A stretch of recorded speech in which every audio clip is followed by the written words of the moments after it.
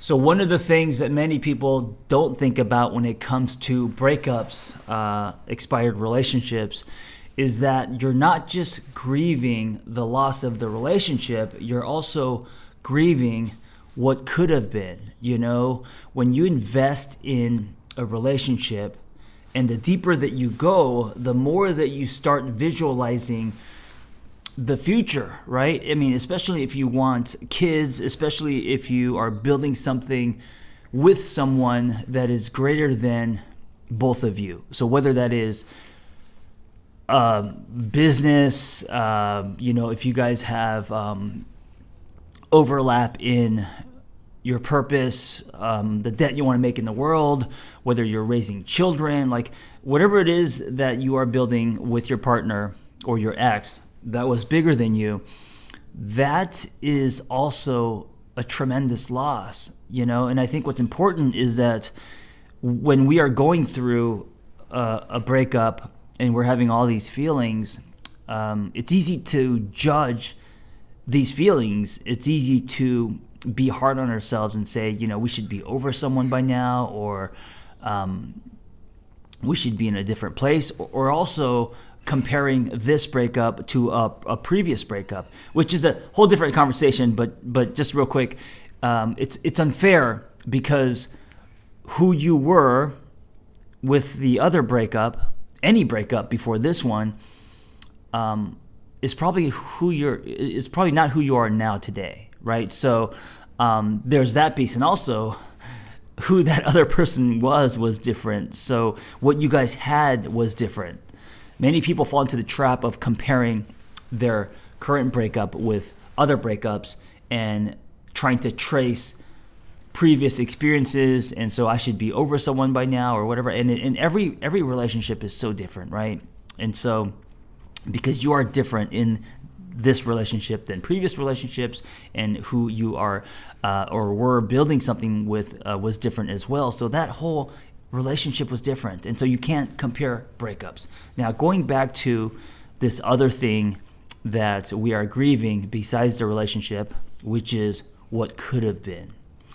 This is a real thing, and when we invest in a relationship, the dream, what we want to build, what we're swimming toward, that is one of the reasons why we invest, So it's not just about the here and now, it's about the potential of what you could have with someone else. And I think it's important to know that there is loss there. Not only know, but I think it's also important to validate for yourself that you are losing not just this relationship, but what you were investing in, the dream, the vision, the future with this person.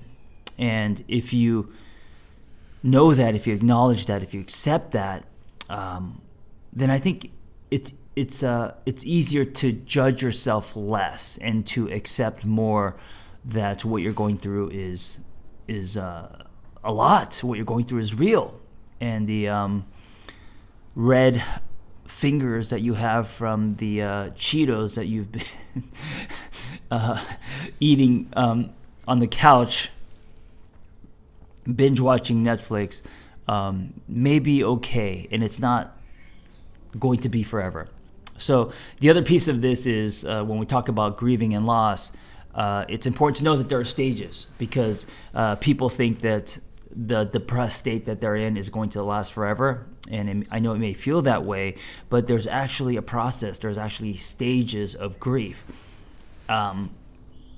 There's stages of grief when it comes to any loss, but with death, it's the same, because your relationship has died. The dream of what could have been has died, right? So you're grieving that. And there are stages. There are 7 stages. There's shock and denial. There's pain and guilt. There's anger and bargaining. There's depression, loneliness, reflection. Then there's a stage where I call the stand. It's when you get maybe from your back, you move over to finally have the energy to get on one knee and then eventually stand. I imagine the boxer that was knocked on his back and is now getting back up, right? Then there is reconstruction.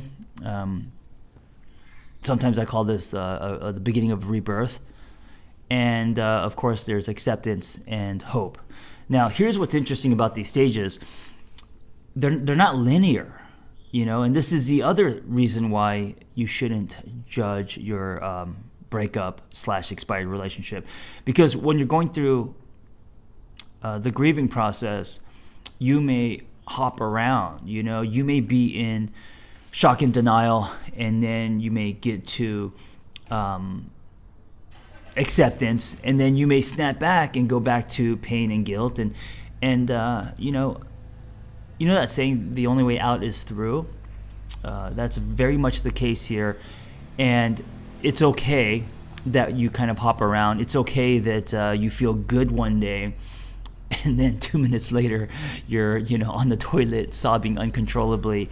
It's all part of the process. Now what's not okay is that you live there, right? What's not okay is isolation, locking doors, eating your feelings.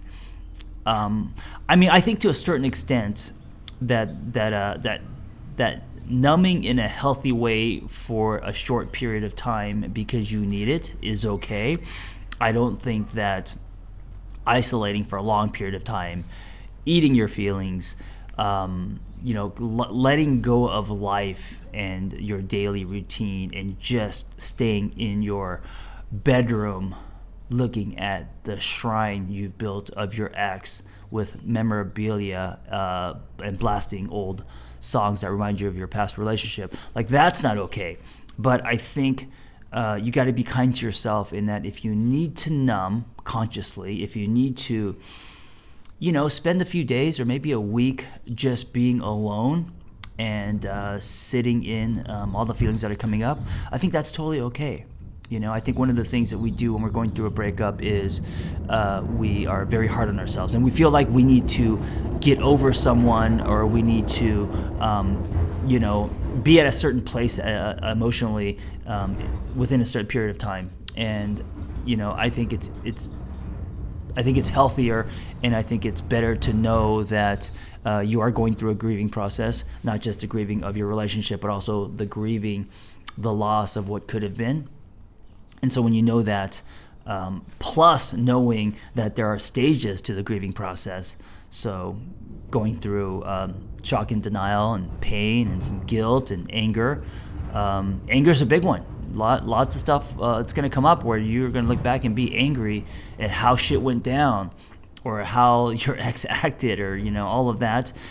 And then the bargaining, the possibly maybe I can get my ex back, maybe if I change this, any kind of bargaining that you're doing with yourself. And then being in a depressed state for a little bit, I think is okay, right? As long as you are allowing yourself to feel these things. And if you're depressed, that's okay, and feel depressed. It doesn't mean that you're going to fall into a deep depression. And rebirth / the beginning of, or reconstruction / the beginning of a rebirth, acceptance and hope, and also the stand, turning upward. So all of these stages you may go through once, you may go through many times, you may go through one stage, snap back, go through another stage, but that doesn't mean that you're stuck. It just means you're going through it. And like I said before, every relationship is different, so don't compare this breakup or this expired relationship to any of your other ones, because you are different. The person that you were in a relationship is different. What you guys created was different. Circumstances are different. Anyway, I hope this dialogue was helpful if you are going through an expired relationship. I'm talking about this because I'm currently writing a new book called You Dodged the Bullet. It's a breakup survival guide. And for all the people that purchased my last book, Single on Purpose, first, thank you. And this is partly for you, because many of you may not be in a place where you're able to be single on purpose or feel empowered. Maybe many of you are in the trenches, and for all of you, I am writing this book as fast as I can because many have wanted some kind of survival guide. Anyway, thank you for listening. Be well.